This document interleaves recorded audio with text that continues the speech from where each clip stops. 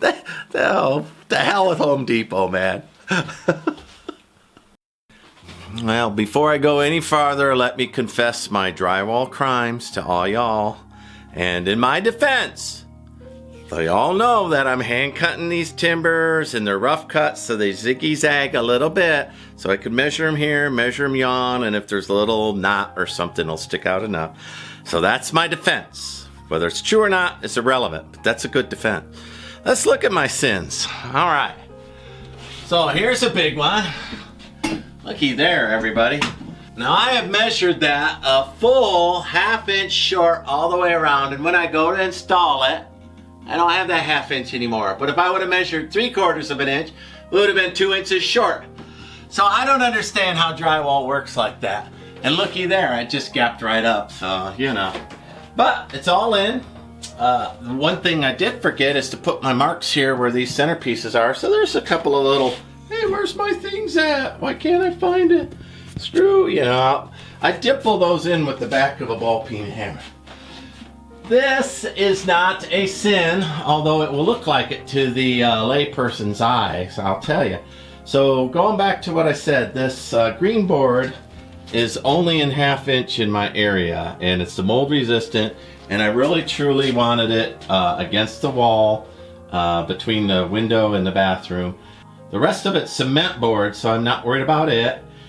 But in so doing, the engineering up here was a little weak, and the roof had a little sag in the drywall. You can see it right there because I don't have any full-size 2x4 supports. The taper of the roof kind of comes down on these, so it's like that, and when you get to the edge, I lose all support. So what I've done is I built out this 1/2 inch drywall, furring strip over furring, so that when I put that 1/2 inch drywall in there, I will equal the 5/8 inch that's in there.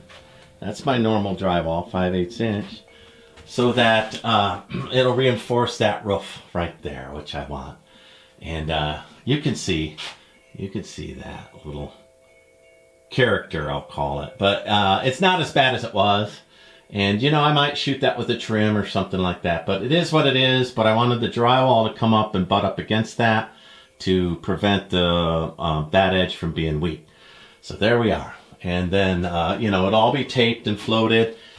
This kind of nonsense just drives me crazy. I don't know how to drywall math, that's for sure. I don't know if you think that's a lot of sins or not. You know, I love those videos where the drywall guy just like one cut snaps. It's a nice crisp snap. It snaps so crisp, and oh, you just skim coats. It's perfect. And well, I'm like that guy's wife.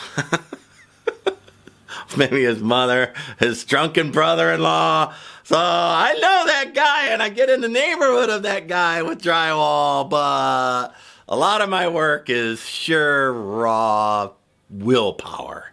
And in this particular case, sure raw willpower. Drywall is hard anyway. I like it. I don't like the drywally part, or the insulation part, I meant to say. The other thing is, since I had to redo all of this and do a little furring, I got insulation all the way up to my elbows and a little on my face. I hate insulation, but it's a necessary evil. So let me get that piece up, and then I can start working on the roofs.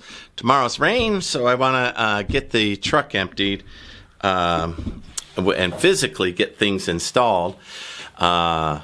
If I can, and hopefully I won't have to bring any pieces in. Drywall is heavy. I think it's 80 pounds. The 3/4 inch is 80 pounds a piece. The big ones might be over 100 pounds a piece.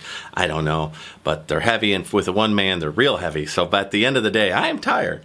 Anyway, there's my sins. I confess to y'all. I don't know if you'll be my friends anymore. You know, if you can subscribe to a guy that has flaws, then feel free to like, subscribe, follow me. If you need perfection in your drywall, I'm sorry, you will have to move along, and I'll miss you. But come on back if you're okay with a little bit of human weakness. All right, that says 31. I'm going to cut it 30 and a half. Y'all my witnesses, and we'll see whether or not the walls move while I'm cutting. I don't know. I don't understand drywall math. All right, Internet, what I'm going to do is notch this out, and then I'll do something in that little spot there. I got it all furried, stripped up, ready to go. So I measured that top part, and I measured 8 by 9. So I'm looking at that piece, and I'll be able to rotate it around and make it 8 by 9. And I'll put a board on the bottom of all of this and then pick it up with pry bar. And that's how I'll make sure it's tight against that roof. We'll go from there.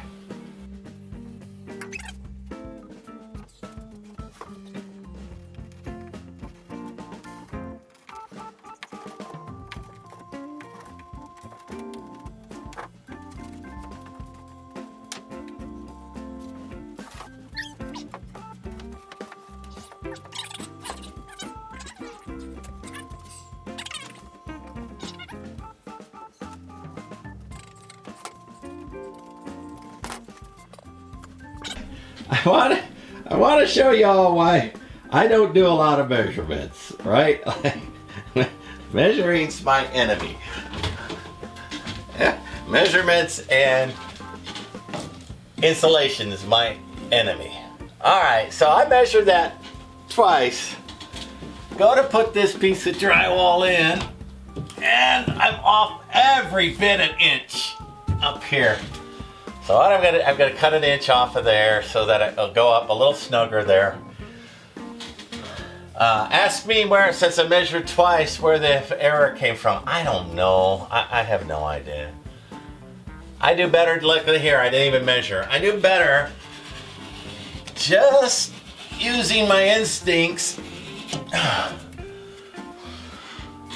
and eyeball than I do with a tape measure.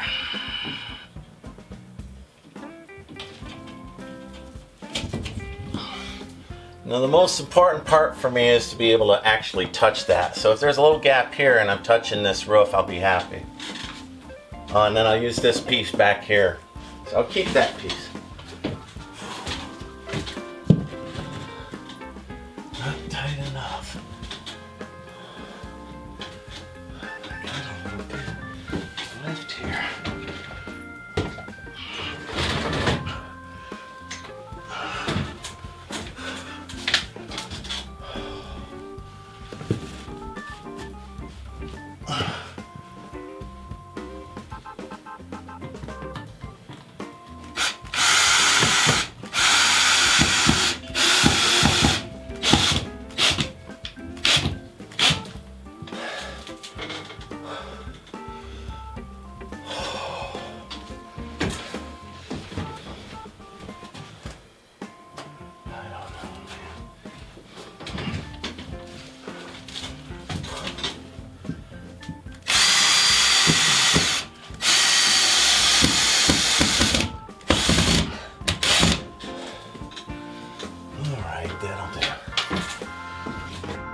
A lot of complaining I did to do that one in the quick launch.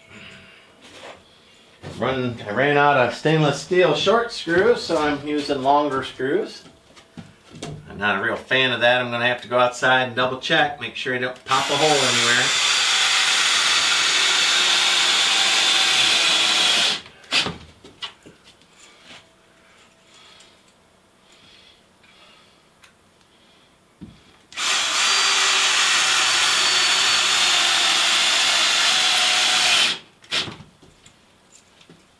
All because I can't buy what I want to buy.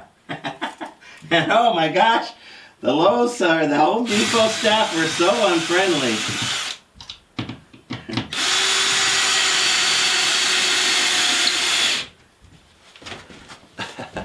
And just so you know, I went up to the pro desk because I have a pro card. You know, I'm buying lots and lots of stuff. And so I go up and I tell the gal, hey, I want 4 of the 5/8 drywall. And she says, well, what color are they? And I said, well, you don't have 5/8 bathrooms, so they're white. Okay, well, bring them up here. I said, well, darling, they're you know, 80 pounds a piece bundled together. I'm going to guess I'm looking at 150 pounds. I'm not pulling those down so you can scan them. I said, I'll go get you a ticket or take a picture of the barcode or whatever. She said, oh no, I can't even call a fork truck till you pull them up. She can't call a fork truck until I drag the sheetrock up front by myself. Even if I put it on a cart, it's still by myself. So I'm not having it. I turn around, I holler at the nearest guy. Hey, I need a fork truck. I need you guys to pick this up. They ignore me. My daughter cannot be ignored. She says, excuse me, we need a fork truck here. They dig in their heels, will not bring a fork truck. They come and rip the strings off the drywall and drag them out one at a time, which isn't what I wanted. I wanted them bundled because when they're bundled, they're harder to break the edges. All right. Anything to not bring a fork truck, anything to not help the customer. Before they do that, they go, did you pay for them? I said, how can I pay for them when the girl at the counter won't let me ring up on the sheet y'all used to have where she would flip to the sheet and ring them up? What are y'all talking about? And then I have the conversation because they're ripping the spine. Well, do you want 2 or do you want 4? Well, I want 2 packs, which is 4 total sheets. Well, is that 8? Oh my God, I'm in crazy land. Idiocracy has landed full force. And mind you, it's, 9:30 at night after a full day's work, after a full day's drive, after a week of emotional highs and lows in my personal life. And I have got to put up with this kind of flippity-ass clerkitude that's just unmerited, openly hostile to the customer.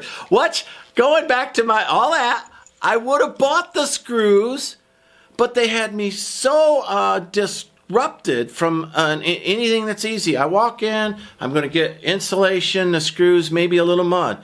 And I just go to the pro desk. I say, hey, can you have the guys meet me up front with a fork truck, which I've done many a times, with the drywall on it. And they could drop it in my truck. And, you got to scan it first, and da-da-da. Okay, you got to scan it. My daughter runs over, gets the barcode, beep, beep, comes back, takes a picture of it, hands it to the girl. Oh, no, I can't do that either. She's at the pro desk. How are guys literally no longer getting their orders put together, and they're literally going into these, it's not enough we self-checkout. But now we're not even going to get to use the fork trucks to load our trucks. I tell you, we all, there's room for guys to make their own drywall again. There's room for small mills. There's room where the customer matters. These big box stores, I'm sorry, they can all go bankrupt. To hell with them. They're too big to fail. They're too big to exist. They've driven out all the mom-pop hardware store. I used to go into the lumber mills and stay in my truck. I think she kid you not. Stay in my truck and tell the young man there, hey, I want this, I want that, I want this, that. He would check it off on a clipboard. If I wanted something weird, he'd get me the best lumber. It's going to be out-facing, people will see it. He'd get me the best lumber. Where is that? The Home Depot drove them out of business and then replaced it with crap. And Lowe's isn't far behind, in my opinion. McCoy's is still holding its own. At least I have a lumber yard, and I have staff who care. When I go into McCoy's and I tell them, hey, I need lumber, and somebody's going to see it, they sort the lumber like I would sort the lumber. So McCoy's gets a star, but all of them have destroyed. I can't get a 12-sheet 5/8. I said, well, when do they come in? Well, we got some. I said, no, you don't. I said, well, what do you mean we got? Why am I having a hostile interaction when I came in happy? The hell with Home Depot, man.